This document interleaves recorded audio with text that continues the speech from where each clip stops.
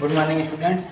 आज क्लास 9 के इस वीडियो में एक्सरसाइज 7.1 का 9वां सवाल सॉल्व करना है। 8वें सवाल तक हमने पिछले वाले वीडियो में सॉल्व कर दिया था।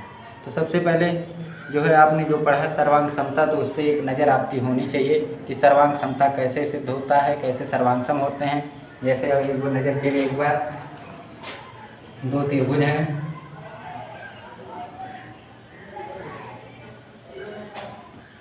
ABC हो गया, तो मान लिया PQR हो गया, तो त्रिभुज हो गए। सर्वांग सम का मतलब होता है कि सभी अंग बराबर, यानी एक दूसरे के अंग इसके अंग के बराबर हो। यानी ये भुजा, वो भी संगत अंग, संगत भुजाएं, ये इसके संगत भुजा ये आएगी, इसके संगत भुजा ये आएगी, इसके संगत भुजा ये आएगी, ये बराबर होंगे। तो सर्वांग सम का हमने बताया था 3 नियम है। पहला नियम बताया था भुजा कोण भुजा, पहला नियम यह था भुजा कोण भुजा कोण, और एक था भुजा भुजा भुजा।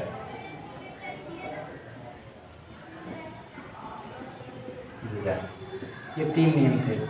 इसका क्या पहला नियम क्या था कि यदि एक त्रिभुज की 2 भुजाएं और उनके बीच का एक कोण दूसरे त्रिभुज की दोनों संगत भुजाओं और उस कोण के बराबर हो तो त्रिभुज सर्वांग सम होता है। बीच का कोण होना चाहिए। अब ये जब सिद्ध किया जाता है तो 2 भुजाएं हो गई, एक कोण अगर बराबर हो गया तो त्रिभुज सर्वांग सम कर दिया जाता है। ठीक है। दूसरे में क्या था, कोण भुजा कोण। यदि एक त्रिभुज के 2 कोण और उनके बीच की एक भुजा दूसरे त्रिभुज के संगत दोनों कोणों और उनके बीच की एक भुजा के बराबर हो तो त्रिभुज सर्वांग सम होता है। और तीसरा क्या था, भुजा भुजा भुजा, यानी एक त्रिभुज की तीनों भुजाएं दूसरे त्रिभुज की तीनों संगत भुजाओं के बराबर हो तो त्रिभुज सर्वांग सम होता है। सर्वांग सम का चिन्ह भी बताया गया था इस तरीके से, ये सर्वांग सम होता है। सर्वांग सम का और दूसरा परिभाषा क्या है, यदि एक त्रिभुज को दूसरे त्रिभुज के ऊपर अध्यारोपित किया जाए यानी रखा जाए तो उसको पूरा पूरा ढक लेना चाहिए। क्या कर लेना चाहिए, ढक लेना चाहिए। पूरा पूरा ढक ले तो वे दोनों त्रिभुज एक दूसरे क्या हैं, सर्वांग सम है। तो अब हम सवाल शुरू करते हैं।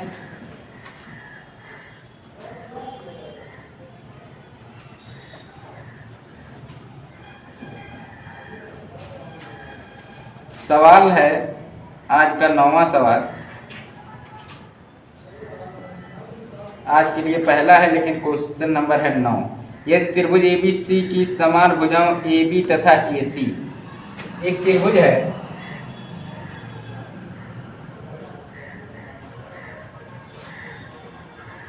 ABC, कह रहा है त्रिभुज ABC की समान भुजाओं AB और AC, यानी ये भुजा समान है यानी कि बराबर है, कि मध्य बिंदु क्रम से E और F हो, यानी इनके मध्य बिंदु जो है,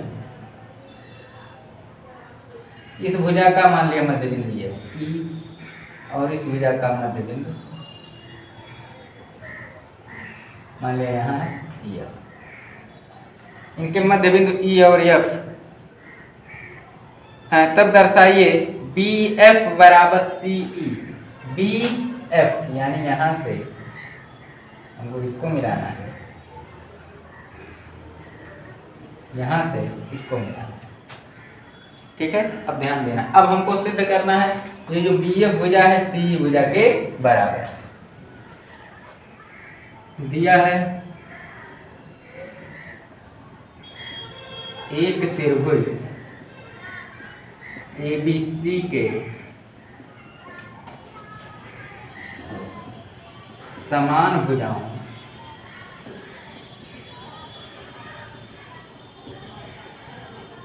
AB तथा AC के मध्य बिंदु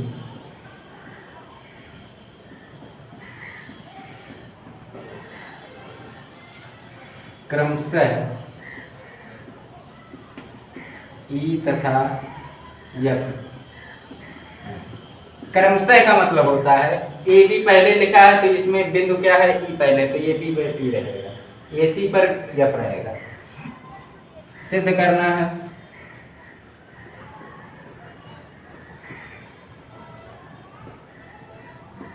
हमको सिद्ध क्या करना है?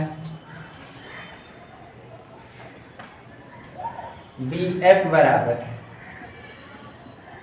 CE, यानी यह भुजा इस भुजा के बराबर है। तो BF कहाँ से, ये इसने कहा नहीं मिला है, लेकिन BF कब बनेगा? जब B से हम F को मिलाएंगे तभी BF रेखा बनेगी। अब है दो त्रिभुज, इसमें ध्यान दे लीजिए आप लोग। एक त्रिभुज बन रहा है FBC और एक त्रिभुज बन रहा है EBC, है ना?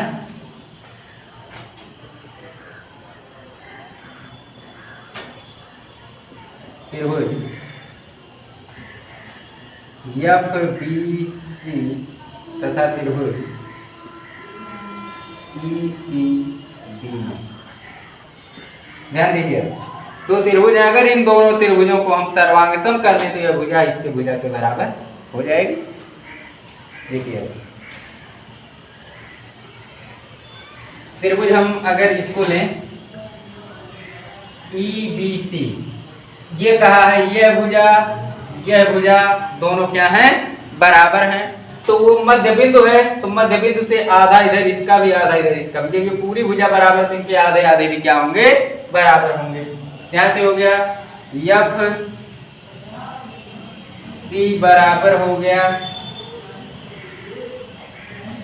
FC बराबर EB। ठीक, ध्यान दीजिए। दूसरी बात, यह भुजा जो BC है वो दोनों त्रिभुजों में, ये त्रिभुज लेंगे तब भी आएगी, यह त्रिभुज लेंगे तब भी आएगी। BC बराबर CB, दोनों में कॉमन भुजा। एक चीज और, आपने क्या पढ़ा था? यदि एक त्रिभुज की दो भुजाएं बराबर हैं तो उनके सामने के दोनों कोण भी क्या होते हैं? बराबर होते हैं। वही बात इस त्रिभुज की EBC की EB भुजा, FCB की जो है CF भुजा, ये दोनों क्या है? बराबर है। तो इनके सामने का ये कोण और इसके सामने का ये कोण,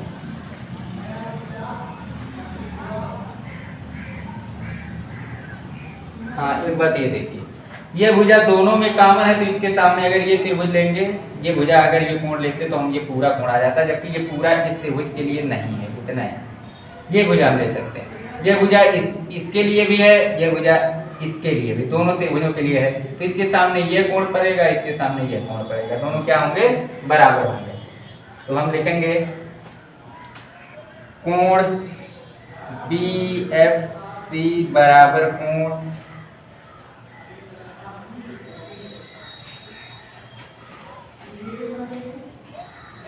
CE, ये दोनों कोण क्या है? E कोण F कोण की क्या है? बराबर। तो अब क्या हो गया? दो भुजाएं और एक कोण बराबर हो गए। अतः त्रिभुज FBC सर्वांगसम त्रिभुज ECB, इसलिए भुजा BF बराबर CE इति सिद्धम, यही सिद्ध करना था आपको।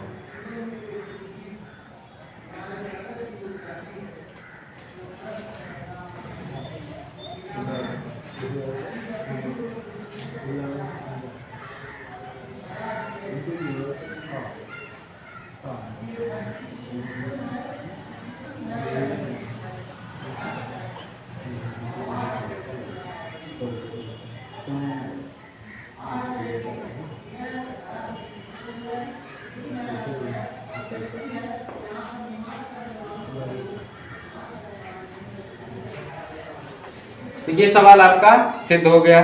अब है अगला सवाल।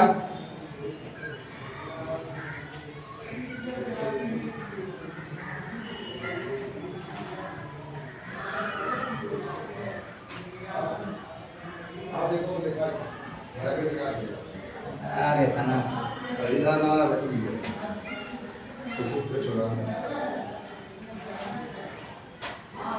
कब हो? हाँ?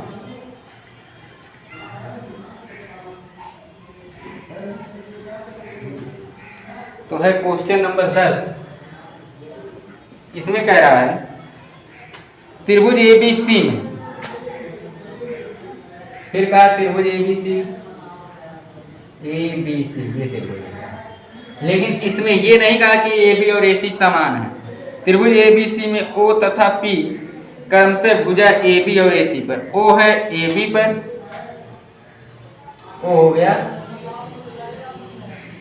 मैंने यहाँ ओ है, ओ एबी पे हो गया, और जो है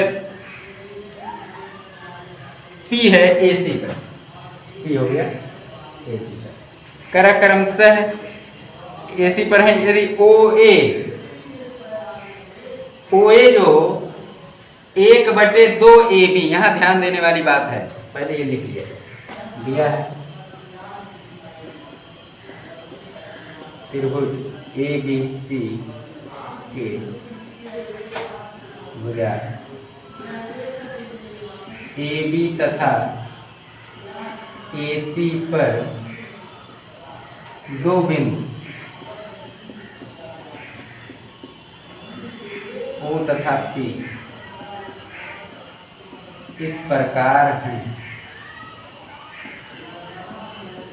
कि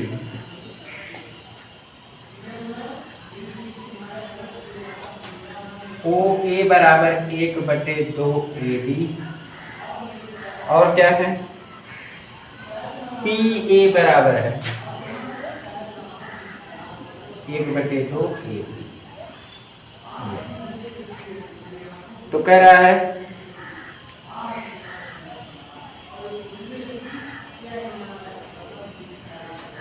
और दिया है क्या, OA बराबर PA, ये दिया। तब सिद्ध करना है, सिद्ध कीजिए।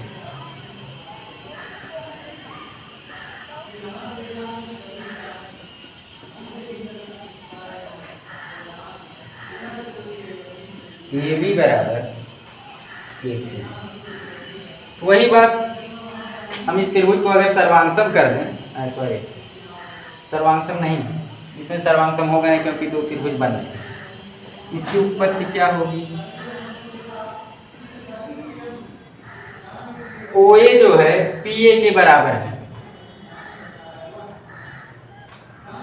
OA बराबर दे रखा है PA, OA बराबर दे रखा है PA, इसने दिया है। OA का मान हमको सिद्ध करना है AB और AC। OA का मान है 1/2 AB और PA का मान है 1/2 AC। क्यों हम ये मान रख रहे हैं, क्योंकि हमको AB और AC में सिद्ध करना, ना कि OA और PA को बराबर करना। यहाँ 1/2 इधर से कैंसिल, 1/2 इधर से कैंसिल, AB बराबर AC इति सिद्धम, यानी हेंस प्रूव्ड इति सिद्धम। तो इस तरह से ये सवाल सिद्ध होगा।